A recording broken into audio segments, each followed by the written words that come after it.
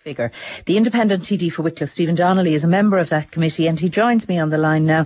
Stephen Donnelly, we already knew, I think, largely about the 900 million and how it might break down and so on. Did you get any extra detail from Minister Noonan today that you weren't already aware of? Good evening, Mary.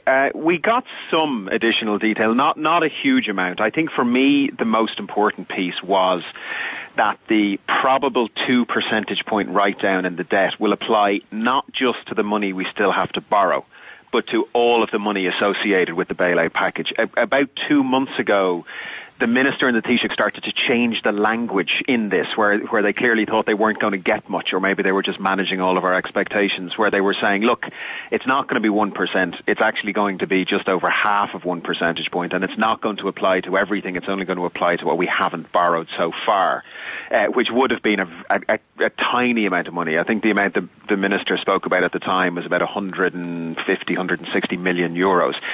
This, of course, is much more substantial. 2 percentage points is great, and the fact that it applies to everything is great, and the 900 million per year, or whatever it works out to be that you just referenced, is very, very welcome.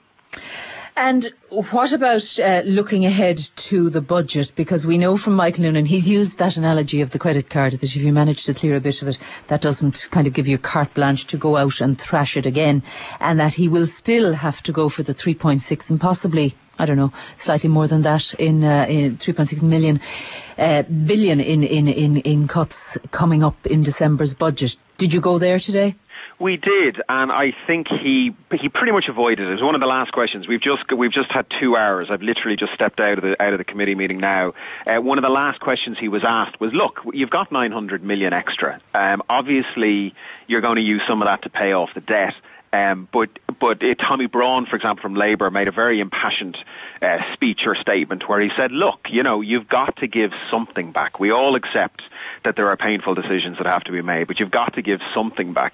I mean, for me, to give you the scale of 900 million, Mary, the issue we were involved in, I'm very involved in, we had a big protest there 2 weeks ago for the special needs assistance, and the government is cutting 227 posts. Now, I calculate that will cost, if you factor in the fact that they'll go from being special needs assistants to going on to, a lot of them will go on to the welfare, the annual cost is maybe about 6 or 7 million, and similarly, I was just at the Foreign Affairs Committee where we were talking about Somalia, and we got an excellent briefing from some of the heads of our NGOs. And the total government response to Somalia, where potentially millions of people are going to die, and we're hearing about mothers having to leave children on the road to die because they're not going to make it the extra 100 kilometres to the refugee camps. The total government response is 7 million. Now, it looks like the Europeans have just given us reduced our cost of borrowing by 900 million. So I think there is a very serious case to be made, as Tommy Braun said. So would you support then, you would support, from what you're saying, Stephen Donnelly, an easing of the austerity? Absolutely. If we're talking about cutting 3.6 million out, but we've just been handed 3.6 billion, but we've just been handed 1 billion. And we're looking at some areas where I think the government has made a mistake. They've gone to special needs assistance, for example. To me, it is simply something that they got wrong. Are you being a constituency politician here now, and you're talking about special needs assistance because you're getting pressure in your constituency on this issue? Prior to your election, would you have taken a different position? No, absolutely not. I mean, the special needs assistance is an example of something whereby a huge cut at social cost is not going to save very much money. I am getting calls from constituents, but it is absolutely a national issue. To say that all you can do is cut and not prioritise is simply wrong. And I think it is also wrong to say that the government will never make any mistakes in where it cuts. Okay, do you support, though? Do you support, I just want to be clear on this, the track that they're on? I support the fiscal track that they're on in terms of we do have to close the budget deficit. I mean, we're spending vastly more money than we can afford, right? So we do have to bring that on. What I absolutely do not support is the continued payment to the bondholders and to the banks, and that whole banking thing I think is absolutely incorrect. Would you hope or believe that the deal carved out for Greece might come to Ireland yet?